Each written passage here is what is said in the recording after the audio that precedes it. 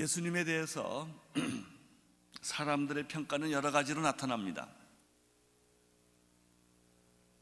어떤 사람들은 긍정적으로 아주 좋게 평가하는 분도 있고, 어떤 분들은 부정적으로 나쁘게 평가하는 분들이 있습니다.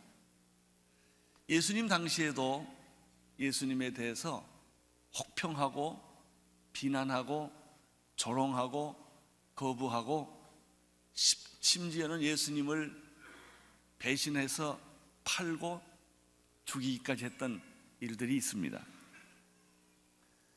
예수님을 반대했던 무리들이 몇 그룹이 있습니다. 첫째는 예수님의 형제들이 예수님을 이해하지를 못했습니다.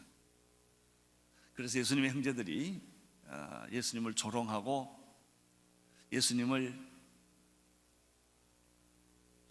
빈정대는 그런 모습을 우리는 지난주에 봤습니다. 유태인들은 예수님을 싫어했습니다. 받아들일 수가 없었습니다. 그의 기적, 그의 능력, 그의 메시지는 너무나 좋은 것임을 알면서도 받아들일 수가 없었기 때문에 의심하고 수근거리고 그리고 비난을 합니다. 예루살렘에 모였던 순례객들이 있습니다. 많은 불특정 다수들이 있는데, 이 사람들은 예수님을 보고 귀신 들렸다고까지 표현을 했습니다. 귀신 들린 것 같다, 정신이 조금 온전하지 않은 것 같다 라는 표현까지 했습니다. 당시 바리새인 등 종교 지도자들은 예수님이 몹시 자기들의 심기를 불편하게 했기 때문에 체포하고 구금하려고 그런 음모를 꾸미기도 했습니다. 예수님에 관한 논쟁은 2000년이 지난 지금도 계속되고 있습니다. 과연 예수는 어떤 분일까? 과연 예수란 누구인가? 이런 질문은 2000년이 지난 지금도 계속되고 있다고 하는 것이죠. 어떤 휴머니스트들은 예수는 이 세상에서 가장 아름다운 이상을 가진 한 인간이었다라고 말을 합니다. 또 어떤 사람들은 극단적으로 예수는 사생아였다, 예수는 신화적인 존재에 불과하다. 요즘 예수는 신화다라는 책으로 사람들이 아주 인기 있는 책이 팔리는 그런 현상도 다 똑같은 일입니다. 그렇지만 무신론자라 할지라도, 신을 부인하는 무신론자라 할지라도 예수님에 대해서만은 모독하고 부인할 수 없는 그 어떤 무엇이 있다는 것을 그들은 느끼고 있습니다. 과연 예수님은 어떤 분이실까? 예수님은 형제들과 헤어진 이후에 초막절날 예루살렘으로 올라가시기로 마음에 결정을 하십니다. 10절을 읽음으로 오늘 말씀을 시작하겠습니다. 10절을 보십시오. 그 형제들이 명절에 올라간 후 자기도 올라가시니 나타내지 않고 비밀히 하시니라. 이 10절에서 두 가지 사실을 발견하게 되는데, 첫째, 형제들한테는 안 가겠다고 말씀하신 예수님이 초막절날 예루살렘으로 올라가시겠다고 마음을 다시 먹었다는 것입니다. 그러나 예수님은 예루살렘에 올라갈 때 형제들과 같이 안 가고 따로 홀로 가십니다. 두 번째는 가실 때 공개적으로 가시지 않고 비밀리, 비공개적으로 예수님이 예루살렘에 올라갔다는 얘기가 여기 나옵니다. 왜 예수님은 따로 비밀리에 예루살렘으로 가셨을까 하는 것이죠. 이것을 가만히 보면 예수님은 이 시간을 굉장히 중요히 여겼다고 하는 사실을 알게 됩니다. 우리는 대부분 자기들의 인생을 살아나가는데 마음의 결정이 없는 사람은요, 이랬다 저랬다 하기도 하고 시간을 바꾸기도 합니다. 그런 마음에 어떤 목적이 있고 결정이 있는 사람은요, 시간을 맞춰서 삽니다. 때를 맞춰서 사는 것이죠.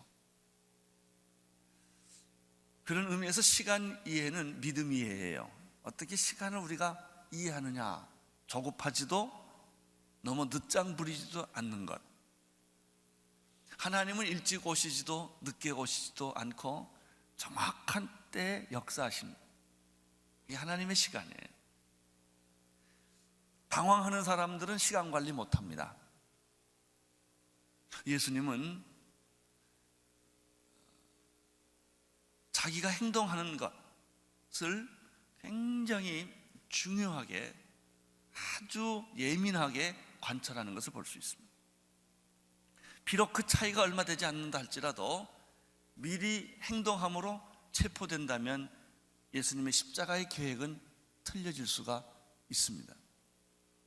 예수님의 불필요하게 인기를 너무 많이 끌어도 예수님이 당신이 가시고자 하는 길에 장애가 되기 때문에 때로는 인기를 피하고, 때로는 사람들의 박수갈채를 피하고, 때로는 위험한 길이지만 직접 들어가시는 모습을 우리는 예수님에게서 발견할 수 있습니다.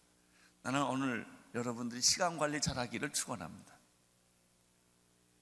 어떤 목적이 있어야 시간 관리가 되고 목표가 있어야 시간 관리가 됩니다. 내가 이런 목표, 예를 들면 대학 입학에 어느 대학을 가겠다고 하는 사람은 시간 계산을 합니다. 지금부터 내가 시험 볼 때까지 무슨 공부를 어떻게 함으로 내가 원하는 목표에 들어가게 되는 그 시간 계획을 세우는 것처럼 천국 가는 사람들은, 영생을 얻은 사람들은 그런 시간 관리를 하게 되는 것입니다.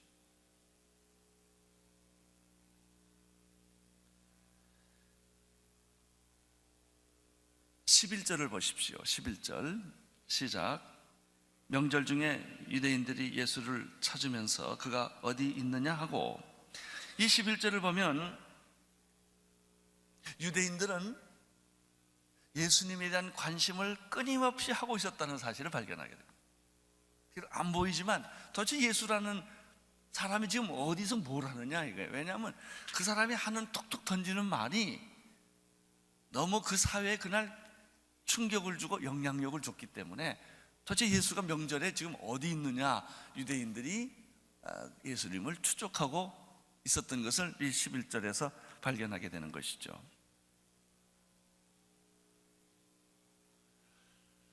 한편 사람들은 예수님에 대한 여러 가지 자기 견해를 가지고 있다는 사실을 우리는 12절, 13절에서 발견하게 됩니다. 12절, 13절을 보십시오. 시작. 예수께서 대하여 무리 중에서 수군거림이 많아 혹은 좋은 사람이라 하며 혹은 아니라 무리를 미혹하게 한다 하니, 그러나 유대인들은 두려워하므로 드러나게 그를 말하는 자가 없더라. 사람들은 두 가지 예수님에 대한 견해를 가지고 있었습니다. 그분은 좋은 사람이다. 반대로 그렇지 않다. 예수는 사람을 선동하고 미혹하는 그런 사람이다. 이런 두 가지 반응입니다. 그러나 이 두 가지 생각을 그렇게 마음 놓고 얘기를 못했던 까닭은 유대인들의 눈에 보이지 않는 어떤 압력 때문에 그랬다는 것이죠.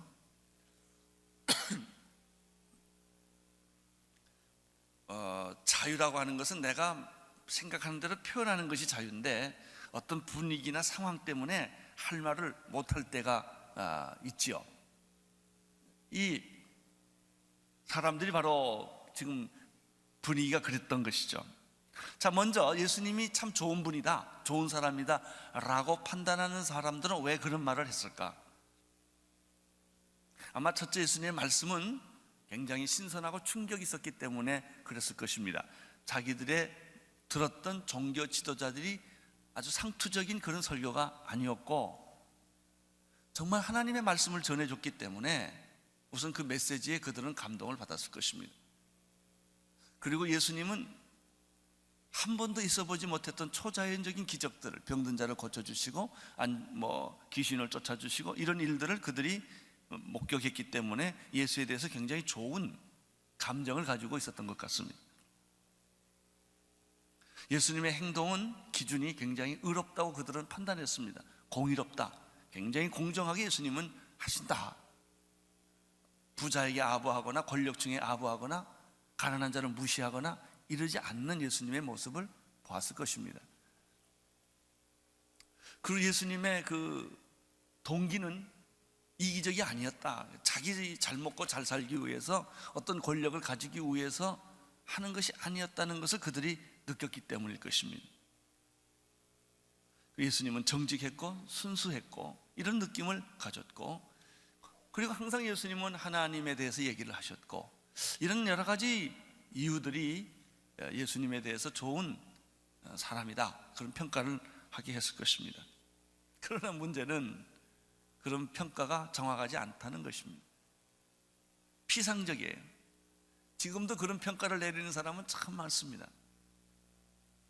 예수님은 정말 4대 성인 중에 하나이시고 가장 아름다운 이상을 가졌었던 분이고 사랑의 사도고, 그런 정말 흠없고 티없는 좋은 분이다라고 생각하는 휴머니스트들이 얼마나 많은데요.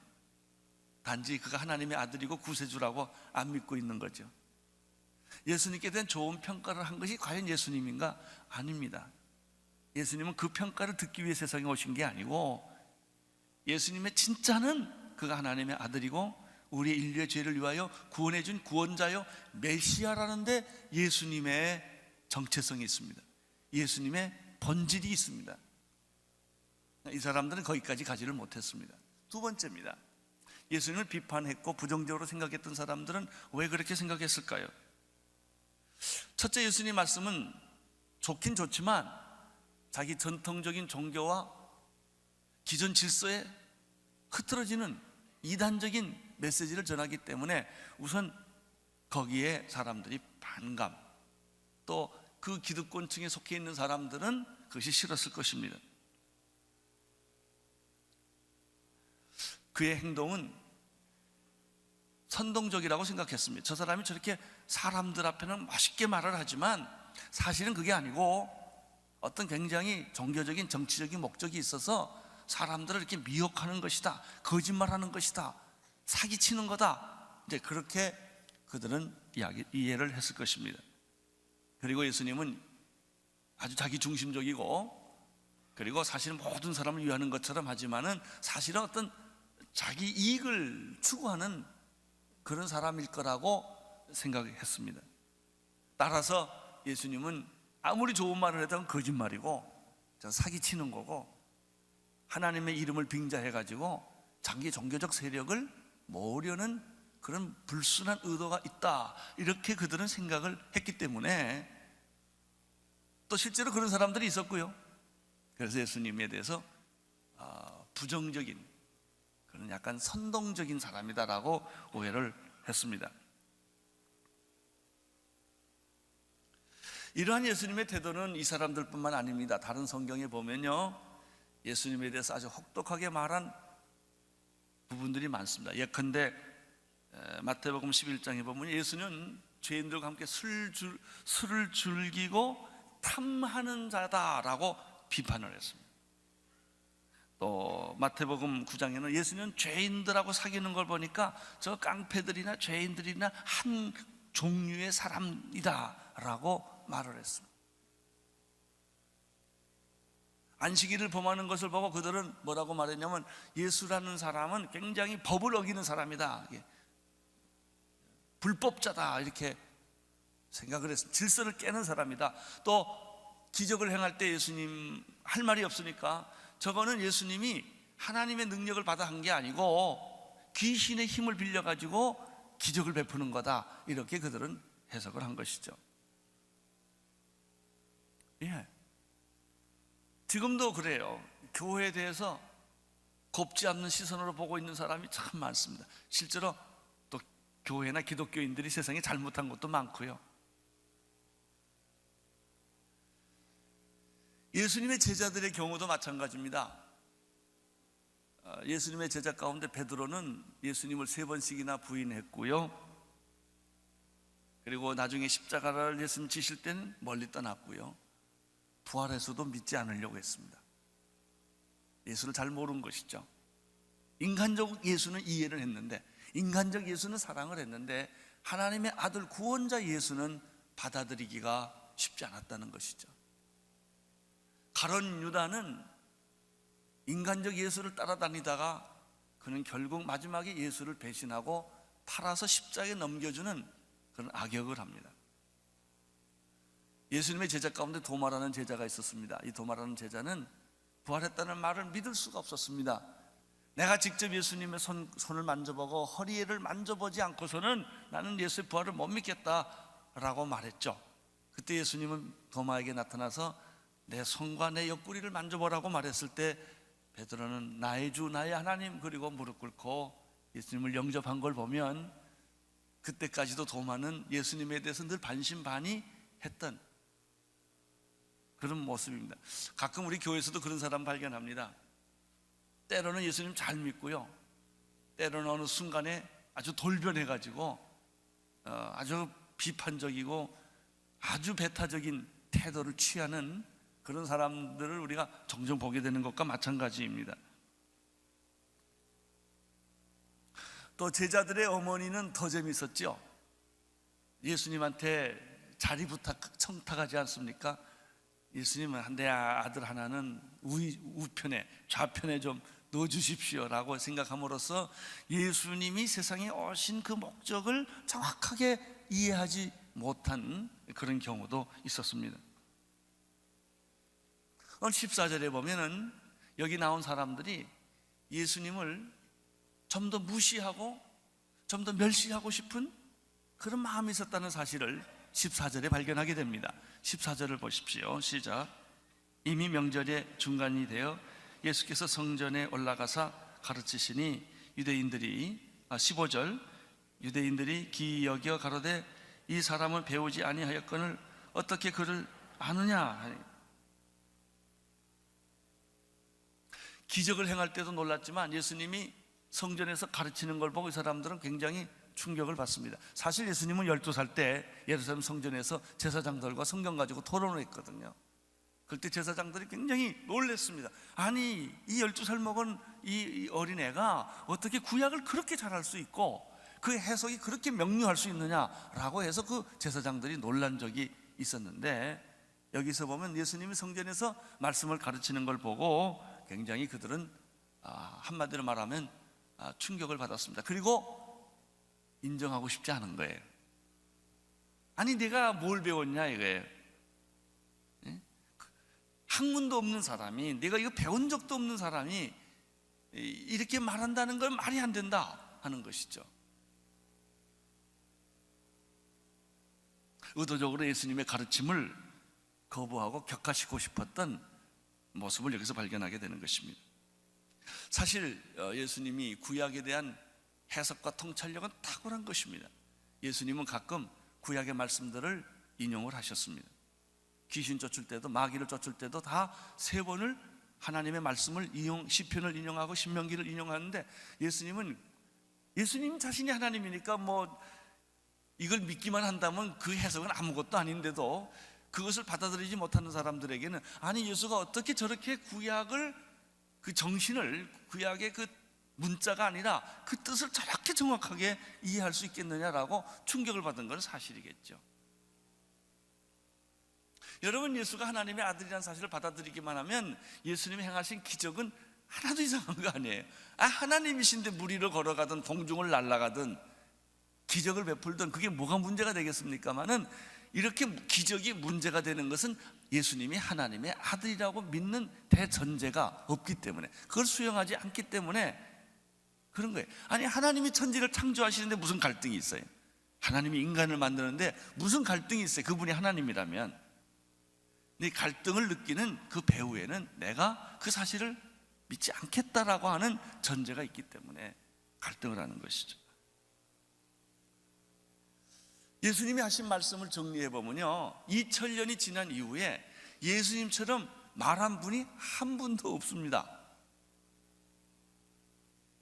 이렇게 정말 하나님이 아니면 할 수 없는 그런 메시지를 예수님은 그 생에 하셨어요. 예컨대 예수님은 하나님의 나라에 대한 얘기를 했죠. 예언자들이나 구약의 선지자들은 그런 얘기를 한 적이 없어요. 있지만 정확하게 얘기를 못했어요. 사랑과 용서에 대해서 어떤 종교가, 어떤 종교 창시자가, 세상에 어떤 위대한 사람이 이 사랑과 용서를 예수님처럼 설명하고 말한 사람이 어디 있겠고, 실제로 그 사랑을 십자가에서 보여준 사람이 어디 있습니까? 없어요. 형제가 죄를 범하거든 70번씩 7번을 용서해라.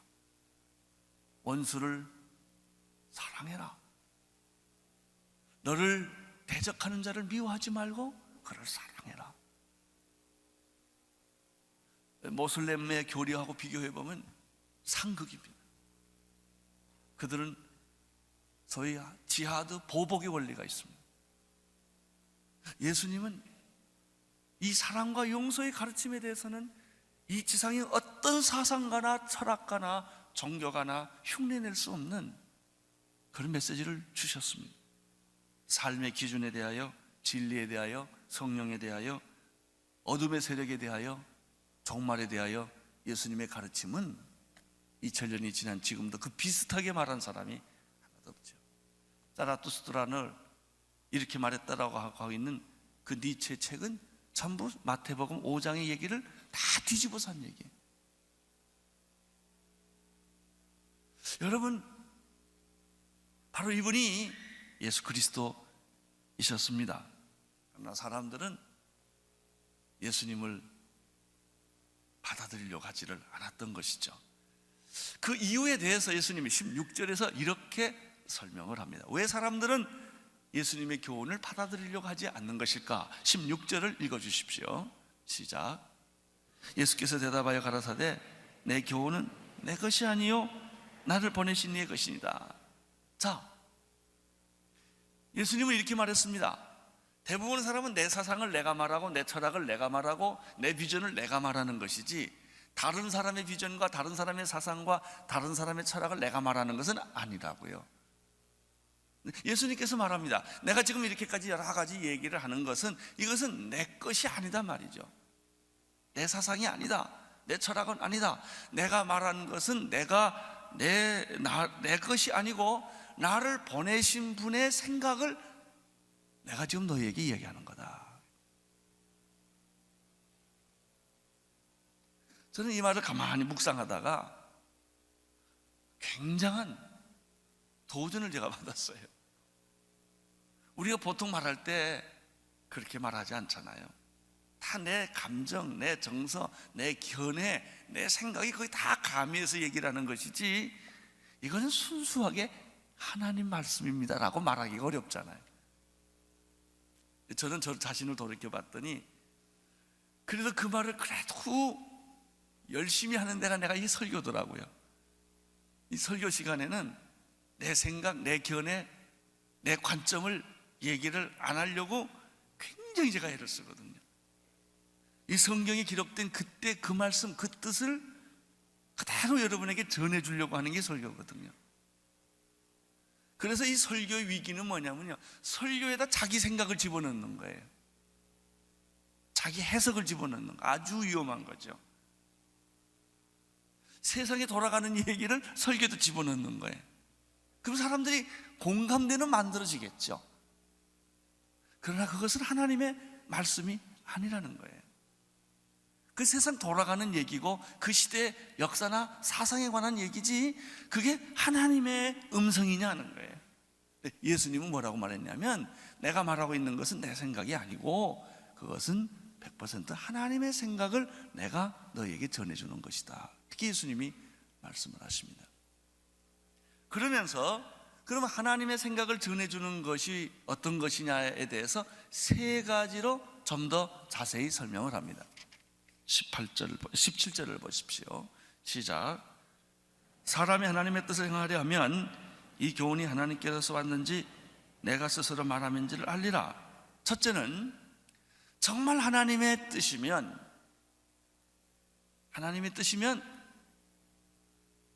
이 교훈이 하나님께로부터 온 것인지 자기 스스로가 만들어낸 것인지 자기가 안다는 겁니다. 그래요. 우리는 하나님 말씀 비슷하게 말할 수 있어요. 그런데 자기가 양심껏 생각해 보면 자기 생각이라는 거 금방 압니다. 그렇습니다. 당신이 하고 있는 말이 이게 하나님으로부터 온 생각이냐 내 생각이냐 이거예요. 큐티가 그래 중요합니다. 큐티를 하면서 큐티는 성경 공부가 아니에요. 말씀을 읽고 그 말씀에서 하나님이 지금 나에게 무슨 말씀을 하시는가를 듣는 게 큐티예요. 그 훈련이에요. 매 순간 매 순간 우리는 하나님의 의도, 하나님의 뜻, 하나님의 생각을 듣는 것이죠. 수많은 정보, 수많은 뉴스, 수많은 읽을 거리, 볼 것들이 너무 많기 때문에, 그리고 아침부터 저녁까지 학교에서 배우잖아요. 그런 것들이 전부 나를 지배하고 있는 거예요.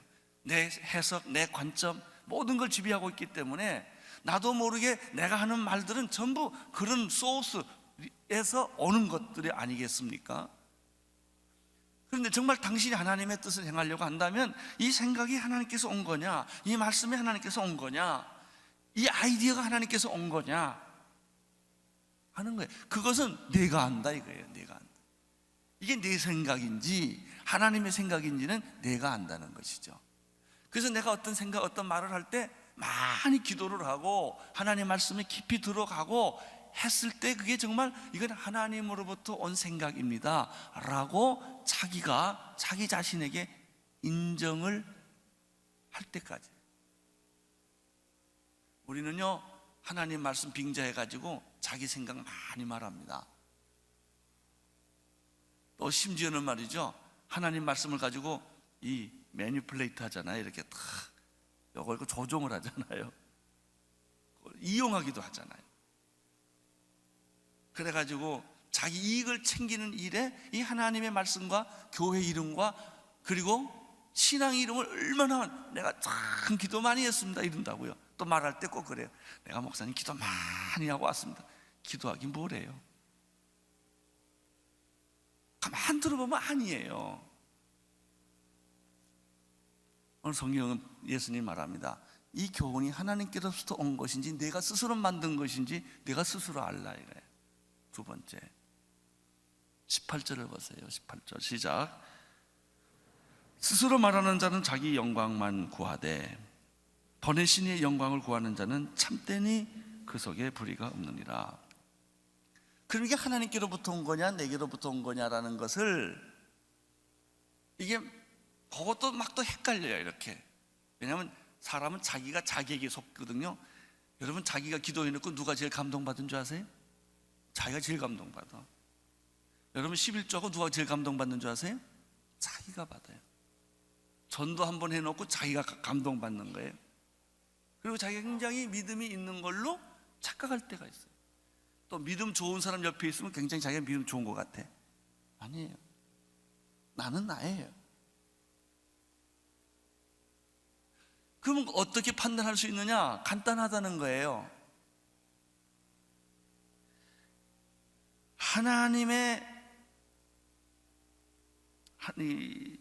내가 하나님의 생각을 그대로 말한 사람은 하나님께 영광을 올리고 자기 생각으로 말하는 사람은 자기께 영광 돌린다. 결론 보면 알아요. 한참 말을 했고 설교도 했고 다 했는데 결국 가만 들어보니까 자기 영광 구하고 있는 거예요. 자기 인기 관리하고 있는 거고요. 자기 이익을 챙기고 있는 것이면 그건 교훈이 자기로부터 온 거다 이거예요. 하나님으로부터 온 것이면 진짜 하나님께 영광을 돌린다. 나는 죽고 나는 정말 사라지고 세례 요한처럼 그저 하나님만 영광 돌릴 수 있다면 내 자존심이 뭉개지든 내가 창피를 당하든 내가 손해를 보든 그런 데는 별로 개의치 않아요. 얼굴 붉히잖아요. 근데 어떤 사람은요 자존심 조금만 상하면 얼굴이 확 붉어져요. 손해보면 못 참아요. 하나님의 영광을 받지만 나도 동달아 같이 받아야 된다는 거죠. 자기가 죽는 거를 못 참는 거예요. 근데 이 교훈이 하나님으로부터 온 것이라고 정말 생각한 사람은 자기 영광을 구하지 않는다는 것이죠. 그러면 자기 생각으로부터 비롯한 사람은 뭐냐? 자기 이익이 문제가 되거나 자기 자존심에 문제가 되거나 자기가 계획했던 것에부터 안 맞으면 화를 낸다는 거죠. 그 얘기예요.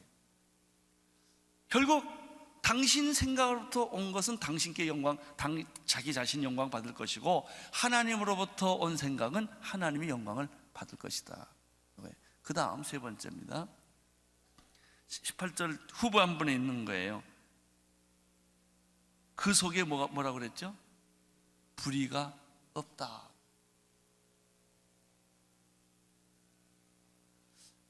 첫째는 이 교훈이 하나님부터 온 것인가? 두 번째는 하나님이 영광을 받으시는 건가? 세 번째는 불의가 없는가? 예수님은 불의가 없으셨던 분이시죠? 흠과 티가 없으셨던 분이세요. 이 말을 이렇게도 적용할 수가 있어요. 우리가 어떤 일을 얘기합니다. 근데 그 말은 맞아요. 그 사람이 하는 그 말은 다 맞는 말인데 그렇게 막 주장해놓고 자기는 가서 딴짓하는 거예요. 이게 말을 들어보면 맞는데 행동을 보면 안 맞는 거죠.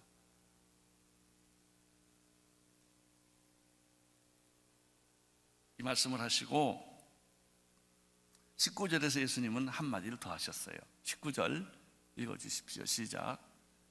모세가 너희에게 율법을 주지 아니하였느냐? 너희 중에 율법을 지키는 자가 없도다. 너희가 어찌하여 나를 죽이려 하느냐?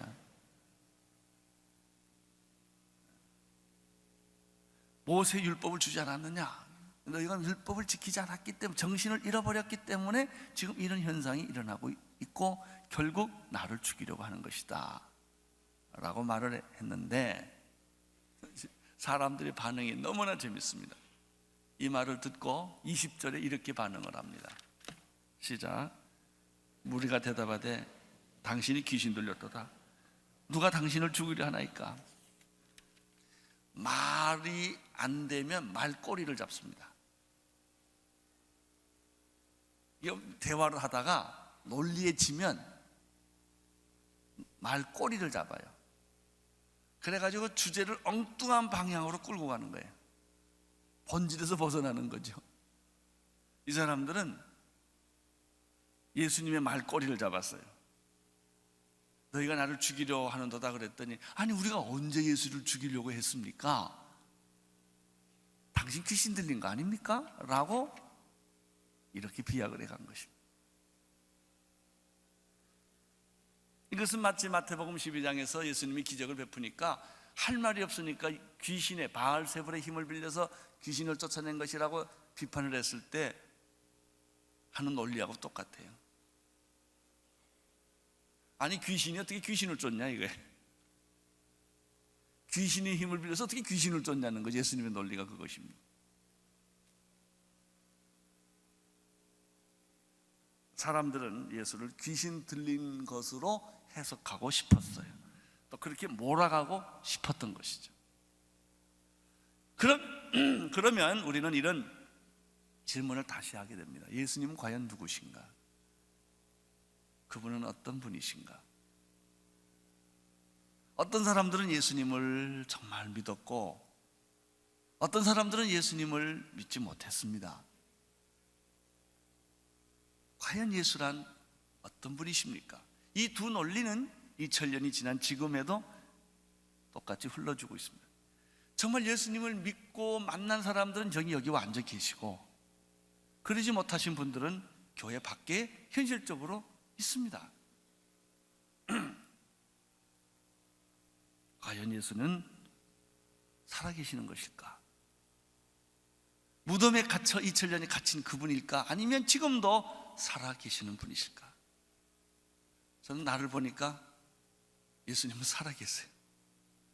여러분을 보니까 예수님은 살아계세요. 우리는 이론이나 사상이나 한 종교를 믿는 게 아니에요. 그분은 살아계셔요. 베드로는 늦게서야, 예수님이 승천하시고 나서야 예수를 알아봤습니다.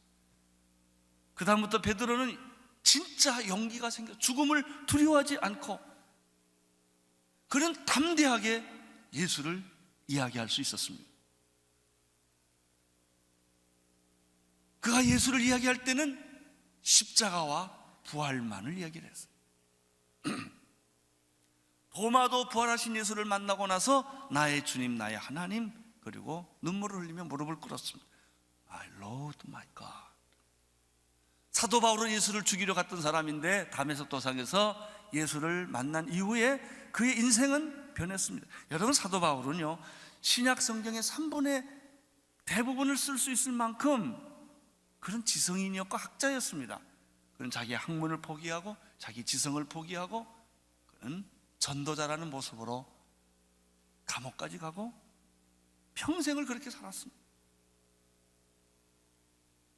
이렇게 예수를 만났던 사람이 하나 있습니다. 성 어거스틴이에요. 망나니로 살던 그 사람, 예수를 만나서 헤브라이즘과 헬라니즘을 통합하는 그런 엄청난 역사를 만든 사람인데, 이 사람이 예수를 만나서 그의 인생이 완전히 변했습니다. 마틴 루터와 캘빈은 진짜 예수를 만난 사람들이었기 때문에 종교개혁을 할 수 있었습니다. 파손되는 풍랑 속에서 예수를 만났던 사람이 요한 웨슬레입니다. 그는 감리교를 창설을 했습니다. 모라비안 형제들이 있었습니다. 그 사람들은, 모라비안 형제는 4명 중에 한 사람이 선교사로 갔을 만큼 그들은 경건한 삶을 사는 공동체였습니다. 윌리엄 캐리는, 그는 진짜 예수님을 만났기 때문에 그는 그의 일생을 인도에 가서 자기 생애를 다 버렸습니다. 캠브리지 세븐이었고 영국의 가장 유명한 윌리 크리켓 선수였고 아주 가문이 좋은 집에서 태어난 이 시티 스타드, 제가 그 단체에 가서 공부를 했는데, 이 사람은 젊었을 때 그 화려한 인기와 보장된 미래를 다 버리고 아프리카로 가서 뼈를 묻었어요. 그 사람의 전기를 보면 자기 집이 살던 어마어마한 매너가 있어, 큰 저택이 있고 아프리카에서 나무로 천막을 쳐서 자기가 살던 그 2집이 비교되어 있습니다. 여러분, 예수를 안 만났더라면, 예수가 하나 이론이고 사상이라면 어떻게 그렇게 살 수가 있겠습니까? 중국을 변화시켰던 허드슨 테일러, 그는 몇 번이고 너무 힘들고 어려워서 도망가려고 했지만 결국 다시 붙잡혀서 중국의 믿음의 아버지가 된 허드슨 테일러. 우리 한국의 주기철 목사님과 선양원 목사님들, 그런 일제의 그 기가 막힌 고문 속에서도 예수님을 부인하지 않고 감옥에서 죽었던 주기철 목사님과 아들을 죽인 공산주의자를, 공산당을 자기 아들로 삼고 또 보복을 당했던 선양원 목사님 같으신 분들, 그분들이 예수가 살아계지 않고 예수가 정말 하나님의 아들이라고 하는 이 놀라운 경험을 하지 않고 어떻게 그런 생애를 살 수가 있었겠습니까? 2000년 동안에 수많은 순교자들이 있었고 선교사들이 있습니다. 여러분, 자기 좋은 직업 버리고 보장된 미래 다 버리고 외롭고 병들고 힘들고 고독하고 아무 누구도 도와주지 않는 선교 현장에 가서 일생을, 평생을 산다는 것은 이게 장난이겠습니까? 하나의 낭만이겠습니까? 예수님을 내가 만난 경험이 없다면 좋은 거는 얼마든지 합니다. 높은 자리, 행복한 자리, 편안한 자리는 다 사람들이 가지만 힘들고 어렵고 고통스럽고 미래가 보이지 않고 아무 누구도 책임져 주지 않는 그런 지역에서 평생을 산다는 것은요, 예수님을 만나지 못한 사람은 그거 못합니다. 한 달, 2달, 1년은 흉내내지만 못하는 거예요. 예수님을 이렇게 만난 사람들은 지금도 우리 주변에 도처에, 경건하게 사는 사람들은 도처에 아직도 있습니다. 그분 때문에 그분들은 억울함도 섭섭함도 고난도 희생도 마다하지 않고 생애를 바쳐요. 저는 우리 교회 장로님 가운데 한 분인 최선수 장로님께서 선교지로 떠나겠다고 말할 때 말을 저는 아직도 생생하게 기억해요. 목사님, 내 나이 50입니다. 내가 직구하고 살아서 내가 원하는 목표를 이루었습니다. 이제 나의 50 후반은 하나님께 바치고 싶습니다. 그때 처음으로 중국 연변이 소개됐어요. 나는 선교사도 아니고 선교도 모르지만 거기 가서 그 사람들을 돕고 싶습니다. 그때부터 논현동에 아주 좋은 저택이 있었습니다. 그거 팔고 청담동에 130평 병원이 있었습니다. 팔고 광주에 2만 평 땅 팔고 다 정리했어요. 마지막 정리한 것이 그 사람이 아끼던 CD 플레이어, 디스크에 다 200장 깨고 내가 미련을 버리기 위해서 이거 다 버립니다. 그리고 중국으로 갔어요. 10년 동안. 저는 가끔 그분의 삶을 생각을 해봅니다. 저게 설득과 이론으로 될 일인가? 그 부인이 저한테 찾아왔었어요. 목사님, 나 이제 좋은 교회 만났고 좋은 목사 만났는데 내 남편이 장로 돼서 교회 섬기면 안 됩니까? 왜 자기가 선교사로 가야 합니까? 나는 이해를 내 남편을 내가 이해를 못하는, 울더라고요. 어느 날 또 왔어요.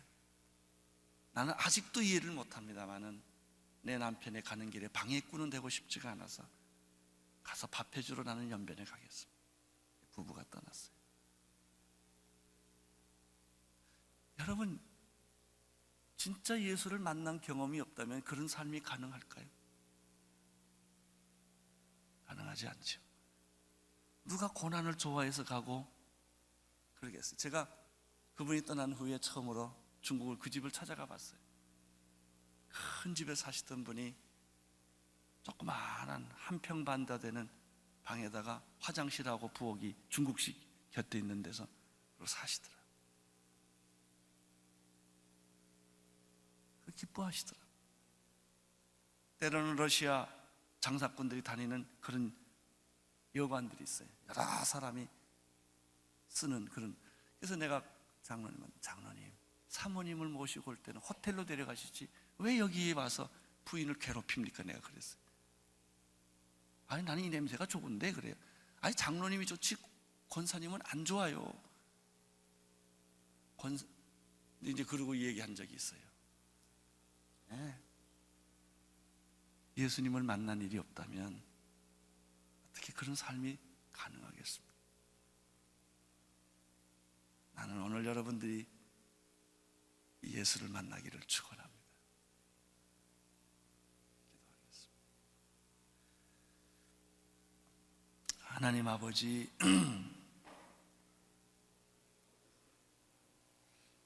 우리 삶에 진정한 예수님을 만나기를 원합니다. 정말 예수님은 그냥 좋은 분이 아니라 나의 주님, 나의 하나님, 나의 구원자, 나의 생명이 되기를 원합니다. 예수님 이름으로 기도드립니다.